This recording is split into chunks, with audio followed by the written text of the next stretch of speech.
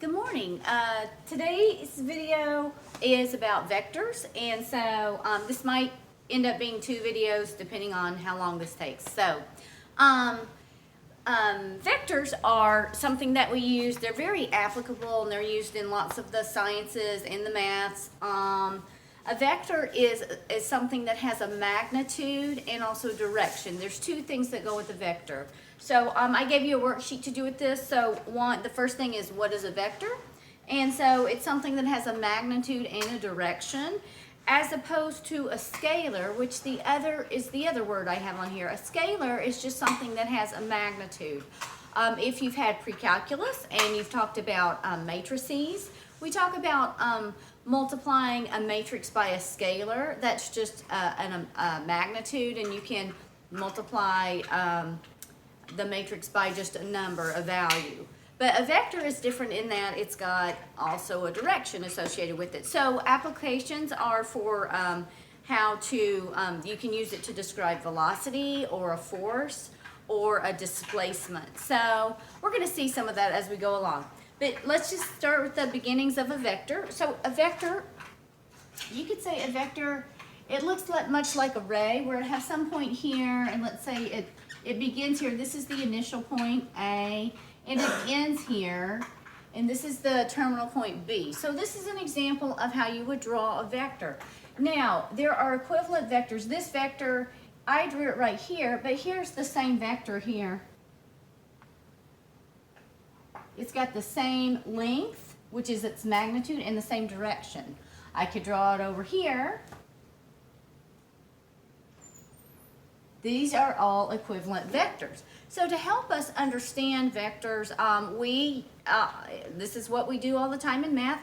We contain it to a coordinate system so we can talk the same language with each other. So many times we will construct a coordinate system. So if I have an XY axis and I want to have and I have some vector here, I can put this vector A here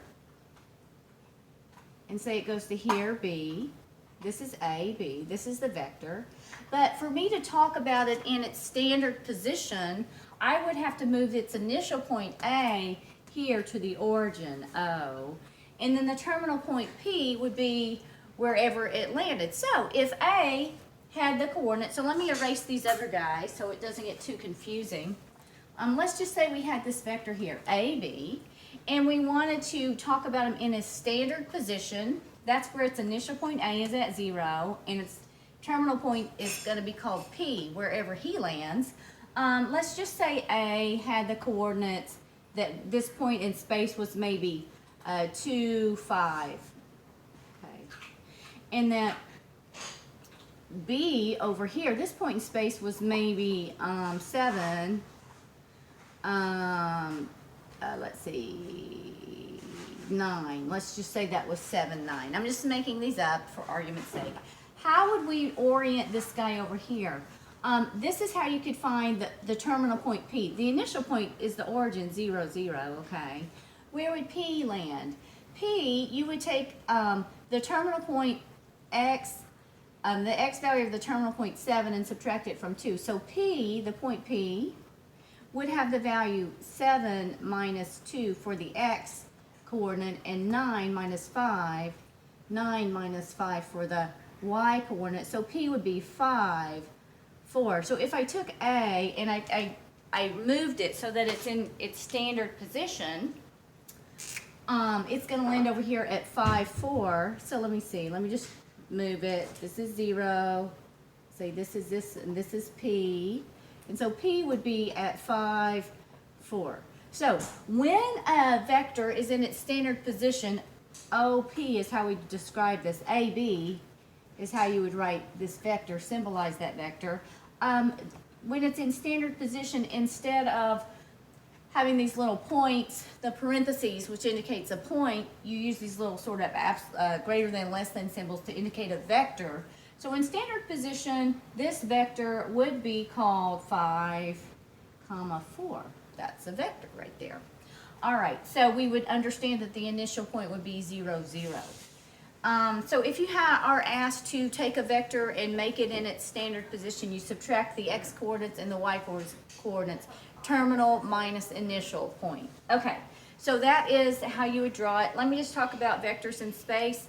If you have some vector here, I showed you how you could draw different vectors. What if we've got a vector here that is, this is going to be called u. Now, in textbooks, how they indicate a vector is with bold print indicates a vector. When you draw them with pencils and paper and pen, you just can't really make the bold print so easily. So how we indicate that is with a little symbol like that. That's what you saw me draw here. This is indicating the that that's a vector. So this is u. Let's say it's got this magnitude in this direction. I could draw the opposite of u, and that would mean it would be going in the opposite direction. So here is an example of how I could draw negative u. Negative u would start here, and it would go here. It'd be the same length, but it would be in the opposite direction. That is one way you could talk about vectors. What if I wanted to draw vector u, but twice as long, twice the length, twice the magnitude of u? Well, it would have the same orientation. It would start here, but instead of being this long, it would be this long. So vectors are in space, and they can be anywhere. But when we talk about them mathematically, lots of times we tie them down to a coordinate axis so we can speak the same language and understand things about them. So we'll be doing a lot of that. So on your worksheet right there, I have number 1, draw vector AB in a rectangular coordinate system. Draw the standard vector OP so that OP is equal to AB. That's kind of what I was doing here. Let me just choose the one in the middle on your worksheet to illustrate. You guys can do the others on your own. It gives us this coordinate axis right here. And it says that A is equal to -1, -2, and that B is equal to -3, 2. All right, so first let me draw AB. So A would be at -1, -1, -2, down here. This is A. Okay. B would be at -3, -2, -3, and then we're going to go up to -3, 2. B, this is at -3, 2. All right. So it starts at A, it ends at B. This is B, how I would draw vector AB. Now, if they want me to draw it in its standard position, it's going to have the same length, the same direction, but its initial point is going to start at the origin here, O, and where will P be? All right, well, how we would figure that out is we would simply subtract the terminal side, B is terminal, from the initial side. So let me make some more room on my little bitty graph later. So to find the point P, I would take the terminal side B, its x-coordinate is -3, -3 minus the x-coordinate here, -1. And then the y-coordinate would be the terminal point y, 2, minus -2. So to find where P would be, P would equal to -3 plus 1 or -2, 2 plus 2, 4. All right, so P is going to be at -2 up 4, -2 up 4. This is where P is going to be. And so if we transferred the vector AB to standard position OP, that's what it would look like drawn. So that's what exercise 1 is asking you to do for all 3 of those. That was the one I did in the middle. Let's see. Number 2 is without drawing it. They just give you vectors A, B, and they want you to write it in the standard form. And so once it's in standard form, then we can talk about it being like this. In standard form, that's when we use the absolute value symbols like this. So if we want it to be in standard form A, comma B, we understand that the initial point of that vector is at the origin, okay? So it would be A minus 0, B minus 0, or just AB. So for number 2, I'm going to choose to do exercise B. And you guys can do exercise A on your own. They want me to write this vector that has an initial side at 7, -4, and a terminal side at, oops, sorry, these should be parentheses. Dink, dink. B is going to be -9, -3. Okay, so if I need to draw the vector in standard form, I'm simply going to take the terminal side, -9 minus the initial side, 7. -9 minus 7 is -16.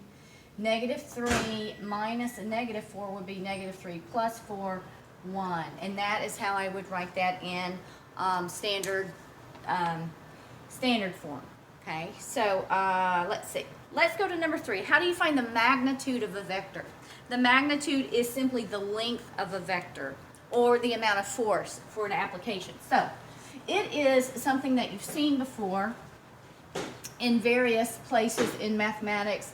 It's like the distance formula. So if I've got this vector AB, then I'm going to say the magnitude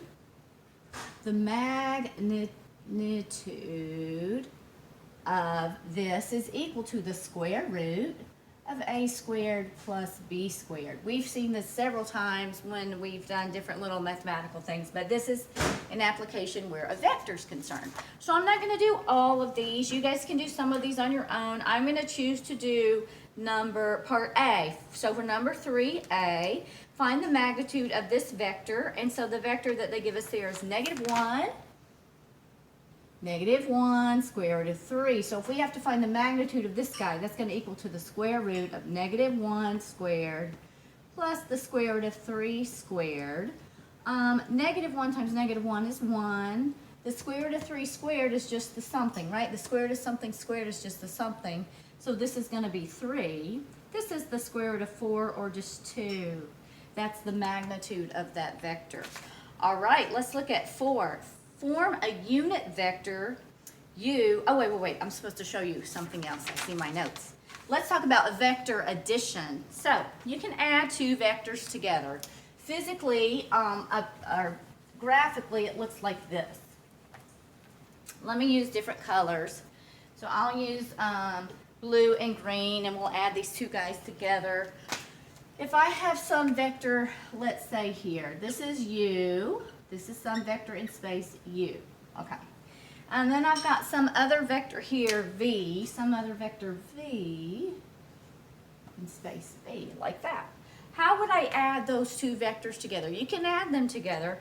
There are two methods that we draw and can talk about. One is called the parallelogram method. So what you would do is see how the initial sides are both together. You could form a parallelogram off of this. I could draw U right here. I could draw U. I could finish this parallelogram and say, okay, U would go here. Oops, sorry, that's wavy. U. And then I could draw V. I could finish this parallelogram that would form here, okay? See how you just draw U up here parallel and draw V up here parallel. You make a parallelogram. And the resultant is what U plus V is, and it is equal to the diagonal of this parallelogram. So right here, in the diagonal of the parallelogram you just drew, is called the resultant, or U plus V. That's one way graphically or pictorially you could add two vectors together. This is the parallelogram method. Parallelogram method. The other one is called tip to tail. Tip to tail method. So if you were going to draw them in space, if you had vector U here, let's see, here is U, and we wanted to add U plus V, okay?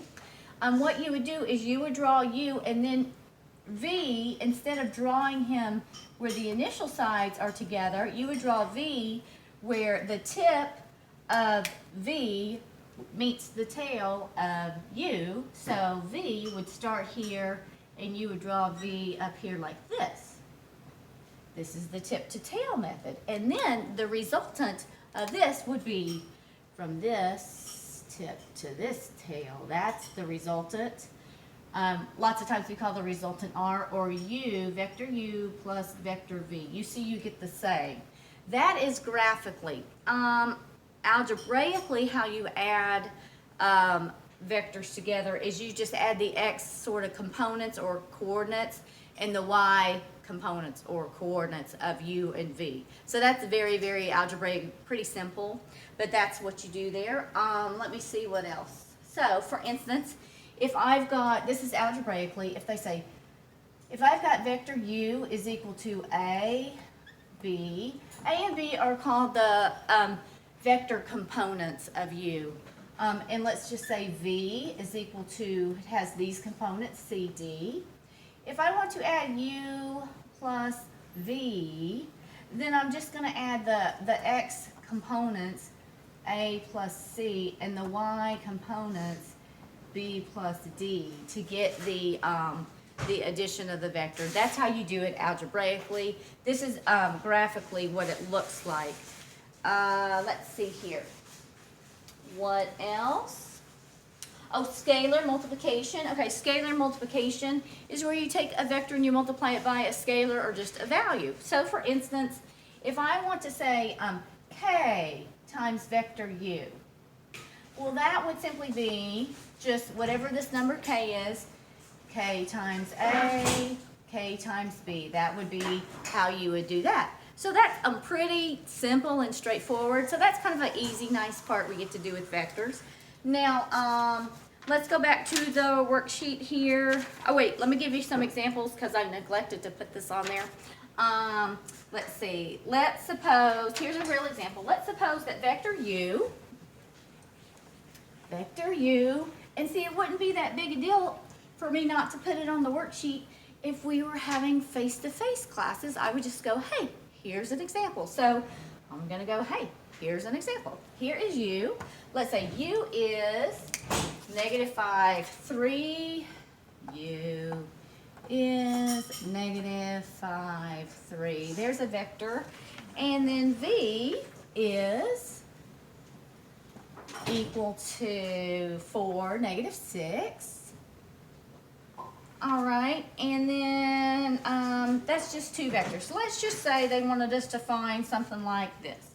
Let's find -3 times U, and this is a scalar times a vector, okay? And then let's do this. Let's find 2 times the vector U minus the vector B. So this is involved scalar multiplication of a vector and then addition of a vector. So let's do that.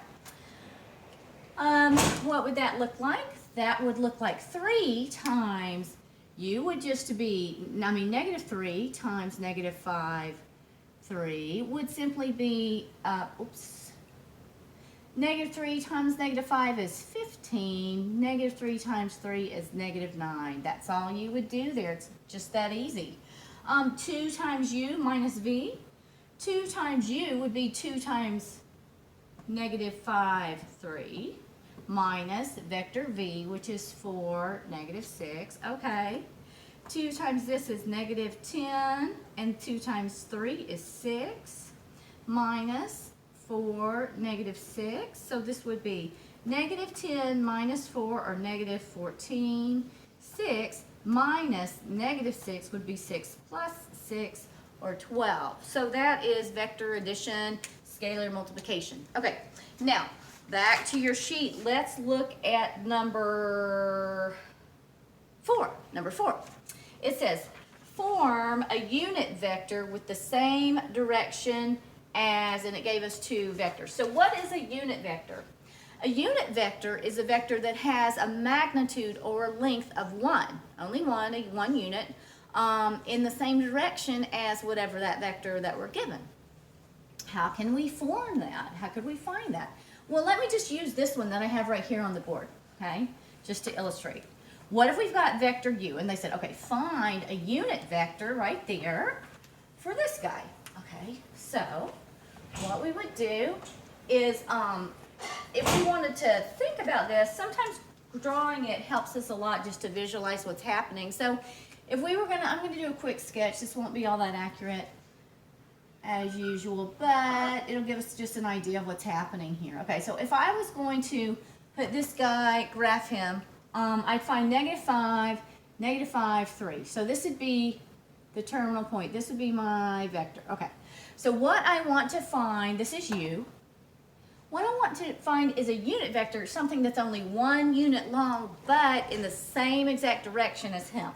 So that means that would be like something only 1 unit long. That's a unit vector in the same direction, just that little black part right there. How could I do that?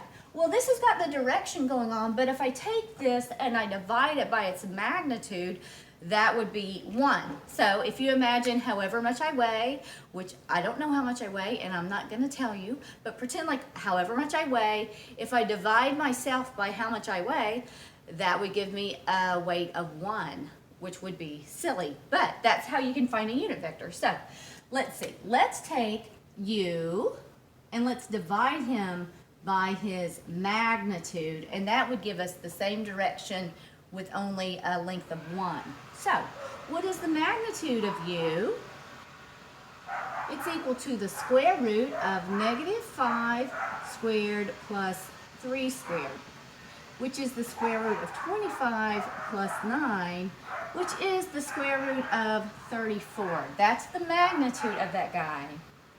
All right, so that means a unit vector in the same direction, but only one length would be -5, 3 divided by the square root of 34. So this would be simply -5 over the square root of 34, 3 over the square root of 34. Okay, that would be how you could find a unit vector. What if they said, find a unit vector with the direction, a unit vector opposite the direction of v? So I'm looking at number 5 now. What if they say find a unit vector with the direction opposite? Find it. So what if we had to find, let's use the same one. Let's find a unit vector for this guy, but in the opposite direction. All we would do is multiply this by a negative right here. Opposite direction, if you put a negative, that's going to make it swing the opposite way. So if I went in and I said, okay, it's going to be this divided by this gives me a unit vector, but this makes it opposite direction, then I would just multiply that by a negative. That would make this positive, and that would be negative. What if they said find a vector 2 with a length of 2, length of 2 in the direction of u. So here's u, -5, 3. How could you figure this out? First, find the unit vector. Take -5, 3, and divide it by its magnitude, which we already did that work. It's the square root of 34. This gives us a unit vector, but if we want it to be a length 2, then you would multiply this by the number 2, and that's how you could find that. Okay, this is going to be the first video on vectors. We're about to do the second one.